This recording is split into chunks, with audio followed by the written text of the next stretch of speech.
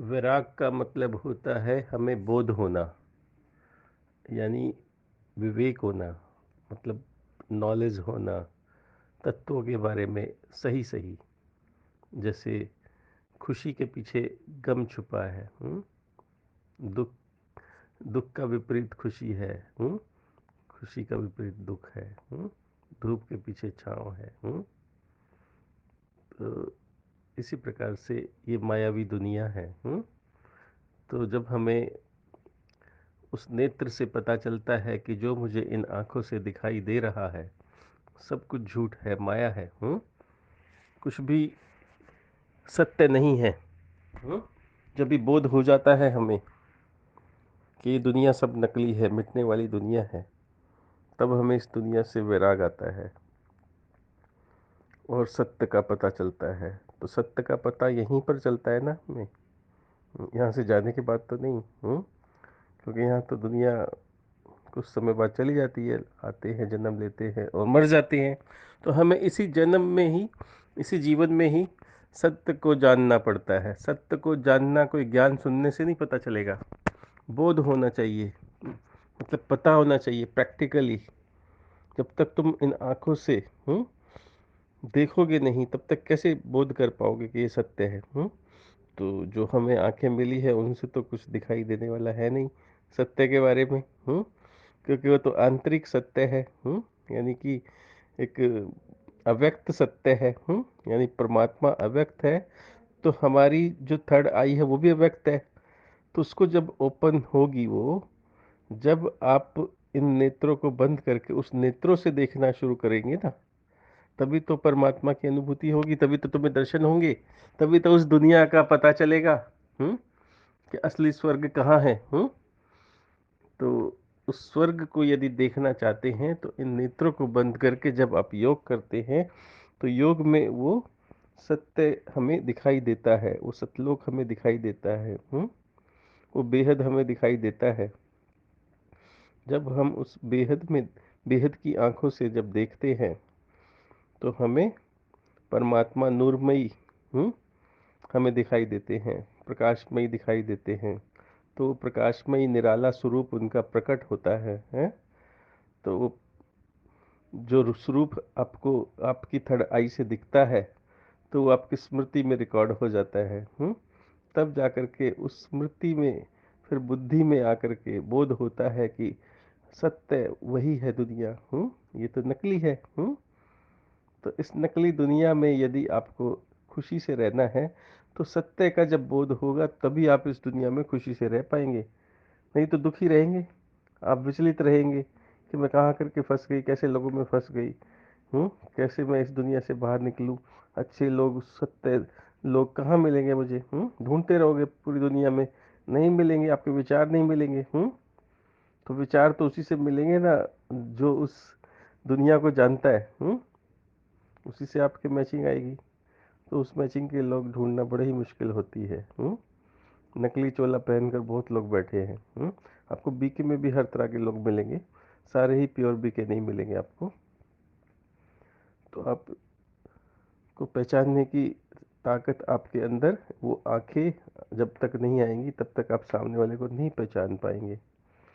तो वैराग का मतलब यही होता है कि आपको उस चीज़ का पता लगना सत्यता से।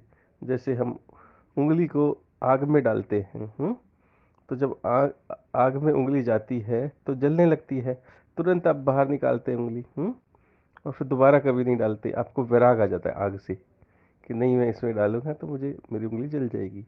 जैसे आप करंट के तार को छूते हैं और आपको करंट लग जाता है तो आपको करंट के तार से वैराग आ जाता है, आप फिर जिंदगी में कभी भी उस तार को नहीं छूते। तो इसी तरह जब आपको इस दुनिया का पता लग जाता है तो इस दुनिया से आपको वैराग आ जाता है। फिर आपका मन इस दुनिया में नहीं रहता, आपका मन परमात्मा की दुनिया में रहता है। और परमात्मा की दुनिया में मन रहता, रहते हुए उस दुनिया का ध्यान करते हुए, उस दुनिया में देखते हुए, रहते हुए, खेलते हुए, खाते हुए, पीते हुए, उस दुनिया में रहते हुए महसूस करें इस दुनिया में आप, मतलब कि आप हो वहाँ और रहें यहाँ। जिस प्रकार आपने शंकर जी को देखा है ध्यान में कि वो बैठे तो इस दुनिया में है, ध्यान है वहाँ, परमात्मा का। तो उस दुनिया में ध्यान है, वहाँ पर वो रहते हैं। यहाँ पे आप कुछ भी बोल लो उन्हें, वो सुनते ही नहीं है। पार्वती चिल्ला चिल्ला के थक जाती है, वो बोलते नहीं है, सुनते नहीं है। तो इसी तरह से आपको भी उन्हीं की तरह से इस दुनिया में रहना है कि आप रहें वहाँ, और मतलब आपकी बुद्धि हो वहाँ, आपका मन हो वहाँ, और रहें यहाँ। तो जब आप वहाँ रहेंगे, आपका मन वहाँ रहेगा, तो वहाँ के जो गुण, वहाँ की जो बुद्धि आपको यहाँ पर शरीर में मिलेगी। और उस बुद्धि से जो कार्य होगा, उस मन से जो कार्य होगा, तो वाणी भी वैसी निकलेगी। जब वो वाणी निकलेगी, पवित्र वाणी, तो जब वो वर्षा करेगी आपके अपने घर में, अपने लोगों में, अपने समाज में, तो वो परमात्मा का स्वरूप बन करके सभी को शांति देगी, प्रेम देगी, प्यार देगी, आनंद देगी। देगी ना, तभी तो बदलाव आएगा कि अरे इतने सुंदर सुर कहाँ से आ रहे हैं। इतनी पवित्र वाणी, इतनी निर्मल वाणी कहाँ से आ रही है? कौन हमें ये सब सुना रहा है? कहाँ से आ रहे हैं? कितने अच्छे शब्द हैं। तो तारीफ होगी, क्योंकि इसको कहते हैं कर्म योग। यानी कर्म करते करते हम योग में रहें परमात्मा के। तो उसमें हमारे संचित कर्म जमा नहीं होते, हमें कर्म फल नहीं मिलता। हम्म तो इसलिए वो निष्काम कर्म कहलाते हैं। श्री कृष्ण जी ने गीता में कहा है ना, निष्काम कर्म कीजिए। तो वो कर्म परमात्मा के हैं, उनका लेप नहीं लगता हमारी आत्मा पे। तो इस प्रकार से मैंने आपको वैराग के बारे में समझाया है कि उसका हमें बोध होना चाहिए, यानी तत्व ज्ञान हमें आना चाहिए, नॉलेज आनी चाहिए, विवेक आना चाहिए। विवेक बुद्धि को कहते हैं। वो बुद्धि यहाँ वाली बुद्धि नहीं, प्राकृतिक बुद्धि नहीं, परमात्मा वाली बुद्धि जब आपकी आत्मा में जागृत होती है, तब आपको विवेक आता है। विवेक से आप लेयर पे लेयर, लेयर पे लेयर, हर चीज को आप पहचान जाओगे। और आपकी आत्मा अमर हो जाएगी। तो यह नश्वर शरीर में रहते हुए भी आप अमर रहेंगे। तो अमर रहेंगे तो अमर परमात्मा है, और आपकी आत्मा भी अमर है, तो दोनों एक हो जाएंगे। फिर कार्य परमात्मा आपकी आत्मा से कैसे कराएंगे, फिर आप देखना लीला को। इस परमात्मा की लीला को, इस खेल को जब समझ जाओगे, तो उस दुनिया में रहने का बहुत मजा आएगा। जरा सा भी दुख नहीं होगा, 1% भी। और इच्छा ही नहीं होगी कि मुझे ये चाहिए, मुझे ये करना है। जो हो रहा है होने दो। सब माया है। यानी कि जो इन आंखों से दिखता है सब माया है, सब मिटने वाला है। तो इसी को हमें विनाश करना है, यहाँ की बुद्धि को, यहाँ के मन को, इस माया को। अपने मन, अपने अंदर ही तो विनाश करना है। नहीं तो ये प्रकृति तो ऐसी घूमती रहती है। ये तो अमर है, प्रकृति भी अमर है, परमात्मा भी अमर है, और आत्मा भी अमर है। तीनों चीज अमर है इस दुनिया में। तो ये तो देखो, ब्रह्मांड है। इस ब्रह्मांड में कभी पृथ्वी टूट जाती है, तो मंगल बन जाता है। मंगल में कुछ होता है तो शनि बन जाता है, शुक्र बन जाता है। इसी तरह ये तो एक सौरमंडल है, इसके परे तो अनंत ऐसे ऐसे सौरमंडल और बड़े बड़े ग्रह हैं, बड़े बड़े यूनिवर्स है, बड़े बड़े चांद तारे हैं। एक सूर्य तो नहीं है, अनंत सूर्य हैं, अनंत चंद्रमा है।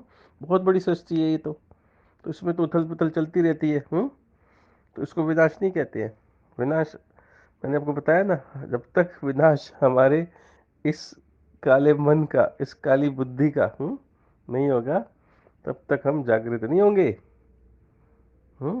ये जो जीव है, जो भोगी जीव होता है ना, जो बार बार भोग की इच्छा करता है, मुझे ये चाहिए, मुझे वो चाहिए, कामनाएं करता है, इन कामनाओं का जब तक विनाश नहीं होगा, तब तक हम उसको नहीं पा सकते, परमात्मा को। तो मन को एकाग्रता के लिए हमें मन का विनाश करना ही होगा। इसी को विनाश कहते हैं। इन बमों को फूटने से विनाश नहीं होता। ये तो फूटते ही हैं जब बने हैं, तो जो चीज बनती है तो मिटनी है एक दिन। इसको देख के क्या विनाश करना। तो बाहर की दुनिया को नहीं देखना, अंदर की दुनिया को देखो। बाबा की मुरली को ध्यान से समझो। ओ